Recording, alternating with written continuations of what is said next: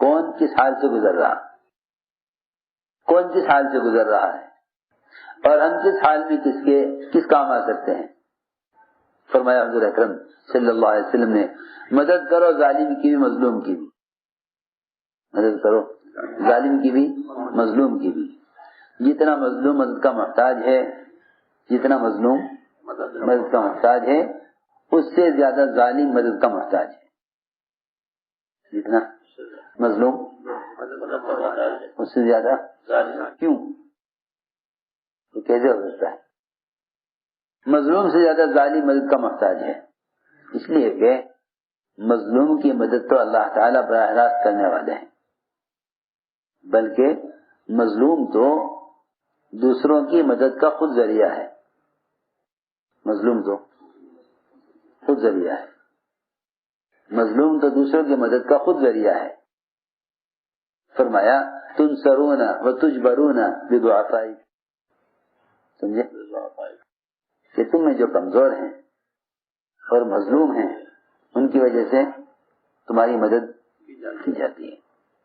ظالم کو مظلوم سے زیادہ مدد کی ضرورت ہے، اس لیے کہ مظلوم کی تو اللہ خود مدد کرنے والے ہیں، مظلوم کی اللہ خود مدد کرنے والے ہیں، لیکن ظالم کو اس لیے مدد کی ضرورت ہے کہ اس کو ظلم سے روکنا، اس کو ظلم سے روکنا، اس میں ظالم کی مدد ہے، مظلوم کی مدد ہے. ظالم کو ظلم سے روکنا اس میں ظالم کی مدد ہے اور مظلوم کی مدد ہے. کہ تم ظالم کو ظلم سے روکو، اس میں دونوں کے لیے مدد ہے. فرمایا کہ مدد کرو ظالم کی بھی مظلوم کی بھی. صحابہ کرام کا ایک معمول یہ تھا کہ وہ اپنے ساتھیوں کے احوال کا تفقد کیا کرتے تھے، کون کس حال سے گزر رہا.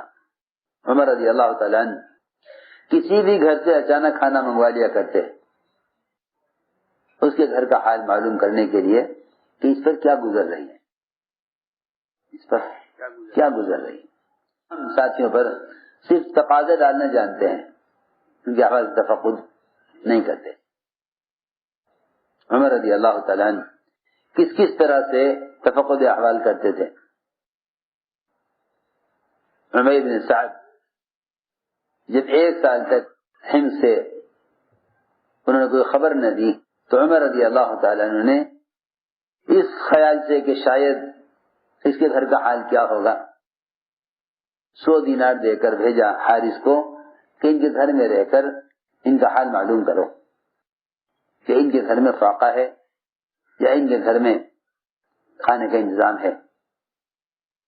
اسی طرح عمر رضی اللہ تعالیٰ عنہ کسی گھر سے کھانا اچانک منگوا دیا کرتے دیکھنے کے لیے گھر کا کیا حال ہے.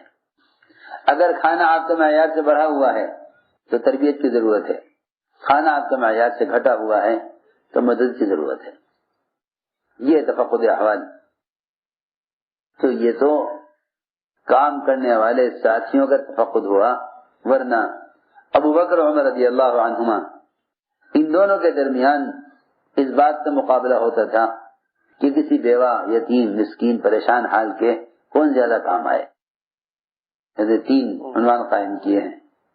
ایک احوال کا تفقد کرنا، ایک ہر ایک کے ساتھ معاملہ اس کے ظاہر کے اعتبار سے کرنا، ایک جو کام کر رہے ہو اس پر نظر رکھنا، اور چوتھی بات ضروری میں آپ سے عرض کر رہا کہ کام کی تعمیر کرو بجائے کام کے تعارف کے، بجائے کام کے تعارف کے کام کی تعمیر کرو. تعمیر ہوتی ہے جماعتوں کے تسلسل سے، اور تعارف سے تو کام بہت آگے جا چکا ہے. اب تو غیر مسلموں کو بھی کام کا اتنا ہی تعارف ہے جتنا اس کام کا تعارف مسلمانوں کو ہے. جتنا اس کام کا تعارف اس زمانے میں مسلمانوں کو ہے اتنا ہی تعارف اس کام کا غیر مسلموں کو ہے. تو بجائے جماعتیں گزرتی ہوئی کام کا تعارف کرانے کے، جماعتیں جم کر کام کریں، کام کی تعمیر کریں، کام کی تعمیر کریں بجائے تعارف کے. تعارف یہ ہے کہ جماعتیں گزر جائیں کام کرتی ہوئی، تعمیر یہ ہے کہ جماعتیں کام جماتی ہوئی آگے بڑھیں. یہ چار عنوان بہت اہم ہیں. تو احوال کے تفقد میں فرماتے ہیں ابو صالح غفاری کہ عمر رضی اللہ تعالیٰ کا معمول تھا، روزانہ کا معمول تھا کہ وہ مدینے کی آبادی سے باہر رات کے درمیانے حصے میں ایک اندھی اپاہج بڑھیا کے پاس جاتے، اندھی اپاہج بڑھیا، اس کے گھر جاتے، اس کے پانی کا انتظام کرتے اور اس کی تمام ضروریات پوری کرتے، اس کا پاخانہ صاف کرتے اور اسے کپڑے دھوتے. اس کام کے کرنے کے لیے روزانہ رات کو مدینے سے باہر اس کام کے ارادے سے جاتے، لیکن جب بھی جاتے اس کے گھر اس کی ضروریات پوری کرنے کے لیے حضرت عمر سے پہلے کوئی شخص یہ ساری ضروریات اس کی پوری کر دیا کرتا تھا. جو بھی بڑھیا چاہتی اس کے سارے کام کوئی پہلے کر جاتا. عمر رضی اللہ تعالیٰ نے بار بار آ کر اس بڑھیا کے ضروریات کو پورا کرنا چاہا، مگر کوئی شخص آتا تھا جو اس کی تمام ضروریات ان سے پہلے پوری کر دیا کرتا تھا. حضرت عمر رضی اللہ تعالیٰ کے ساتھ کئی مرتبہ ایسا ہو چکا تو حضرت عمر رضی اللہ تعالیٰ ایک رات چھپ کر بیٹھ گئے گھات میں، دیکھو کون آتا ہے. چنانچہ رات کو دیکھا کہ ابو بکر صدیق رضی اللہ تعالیٰ عنہ وہ اس بڑھیا کے پاس آیا کرتے تھے، حالانکہ اس زمانے میں خلیفہ تھے. حضرت عمر نے کہا ہائے میری جان کی قسم، آپ ہیں جو مجھ سے پہلے اس بڑھیا کی ضروریات کو پورا کراتے ہیں. چنانچہ حضرت کی وفات کے بعد عمر رضی اللہ عنہ کا یہ معمول بن گیا کہ یہ رات کو نکلا کرتے تھے اور اس کے گھر جاتے اور اس بڑھیا کی تمام ضروریات پوری کرتے. طلحہ نے دیکھا کہ عمر رات کی تاریکی میں، رات کے سناٹے میں عمر ایک اجنبی گھر میں جاتے ہیں. طلحہ رضی اللہ عنہ کو خیال ہوا کہ آخر حضرت عمر کے گھر میں کیا کام. دیکھا کہ عمر رات کو ایک گھر میں داخل ہوئے، پھر وہاں سے نکلے دوسرے گھر میں داخل ہوئے. حضرت طلحہ نے دیکھ لیا. صبح کو طلحہ رضی اللہ تعالیٰ عنہ اس گھر میں گئے، اچانک دیکھا کہ اس گھر میں تو ایک اپاہج بڑھیا اندھی وہ بستر پر پڑی ہوئی ہے. حضرت طلحہ نے پوچھا بڑھیا سے کہ یہ کون آدمی ہے تیرے پاس آتا ہے، کیا بات ہے، کیوں آتا ہے آدمی؟ بڑھیا نے کہا کہ یہ تو میرے پاس بہت زمانے سے آتا ہے، یہ تو میرے پاس بہت زمانے سے کئی سال سے آتا ہے اور میری تمام ضروریات پوری کر دیتا ہے اور میری ہر حاجت پوری کرتا ہے اور میرا پخانہ صاف کرتا ہے، میرے کپڑے دھوتا ہے.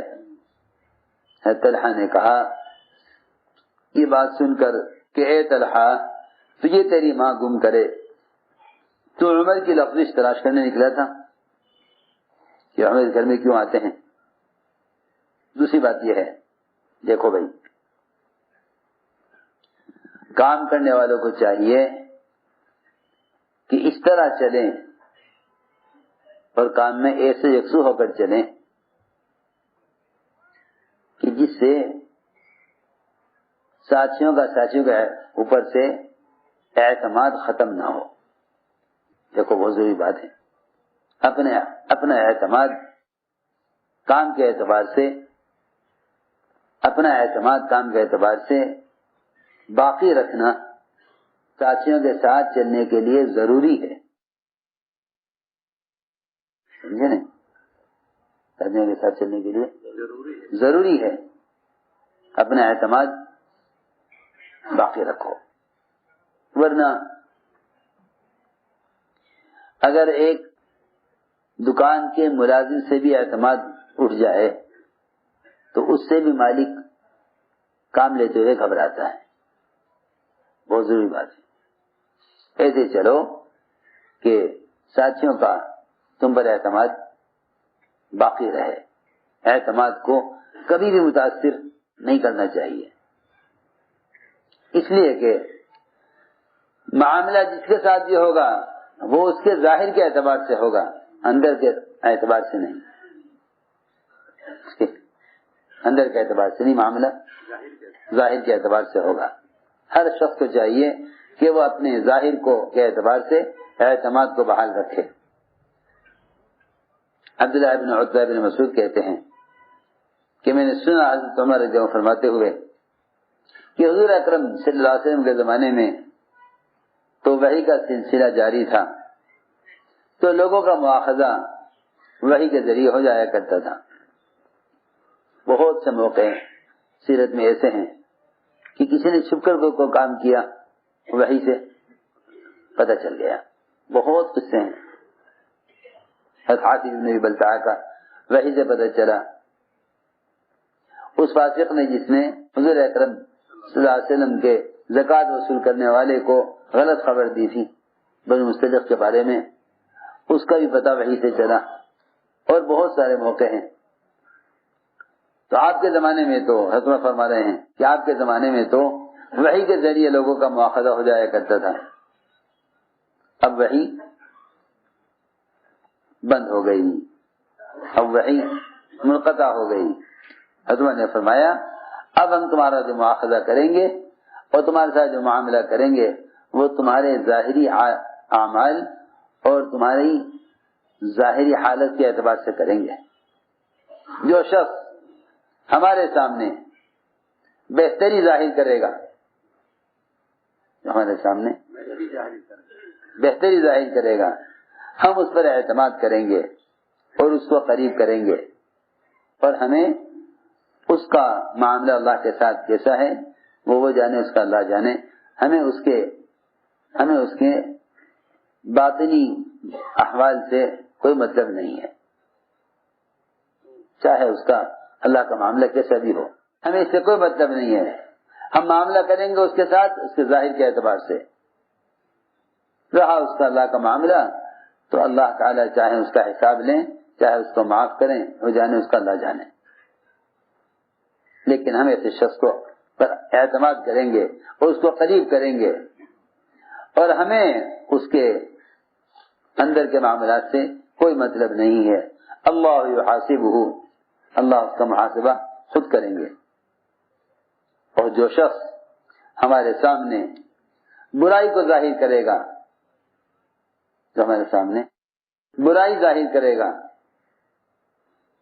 جس کا ظاہر اچھا نہیں ہوگا، نہ ہم اس پر اعتماد کریں گے نہ ہم اس کی تصدیق کریں گے، اگرچہ وہ یہ کہے کہ بھائی اس کا معاملہ اللہ کے ساتھ بہت اچھا ہے، معاملہ اس کا اللہ کے ساتھ بہت اچھا ہے، چاہے اس کا معاملہ اللہ کے ساتھ کتنا بھی اچھا ہو، لیکن اگر ظاہر کے اعتبار سے وہ شخص صحیح نہیں چل رہا ہے تو ہم نہ اس پر اعتماد کریں گے نہ اس کو قریب کریں گے نہ اس کی تصدیق کریں گے، اگرچہ وہ یہ کہتا ہو کہ اس کا معاملہ اللہ کے ساتھ بہت اچھا ہے. عجیب بات ہے تمہیں نے فرمائی. ایک ہے کہ کام کرنے والوں کی کام پر نظر ہو. دیکھو ہمارے یہاں یہ آمد صوبوں کی صرف اصل مقصد کے لیے ہے تاکہ کام پر سب کی نظر رہے، یہ کام کیسے ہو رہا، سب کا اجتماع طور پر جمع ہو کر کام کے ایک ایک پہلو پر نظر رکھنا، یہ آپس کی اجتماعیت کے لیے، وحدت کلمہ کے لیے، وحدت فکر کے لیے ضروری ہے.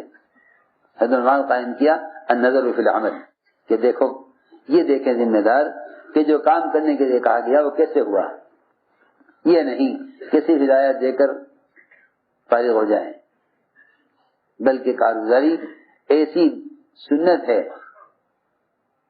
کہ جب کارگزاری سنانے کے لیے چھوٹا آگے بڑھا تو حضور اکرم صلی اللہ علیہ وسلم نے فرمایا کہ نہیں بڑا سنا ہے کارگزاری بڑا سنا ہے. فرماتے عمر رضی اللہ تعالیٰ عنہ ساتھی سے فرمایا تمہارا کیا خیال ہے اگر میں تم میں سب سے بہتر آدمی کو تمہارا ذمہ دار بنا دوں اور تمہاری جماعت تیار کر دوں اور اس ذمہ دار کو تمہارے ساتھ عدل اور انصاف کی بھی ہدایت کر دوں, کیا میں نے ذمہ داری اپنی پوری کر دی؟ صحابہ نے عرض کیا کہ آپ کی ذمہ داری پوری ہو گئی. فرمایا نہیں, میری ذمہ داری پوری نہیں ہوگی جب تک میں یہ نہ دیکھ لوں کہ جماعت نے کام ہدایات کے مطابق کیا یا نہیں کیا.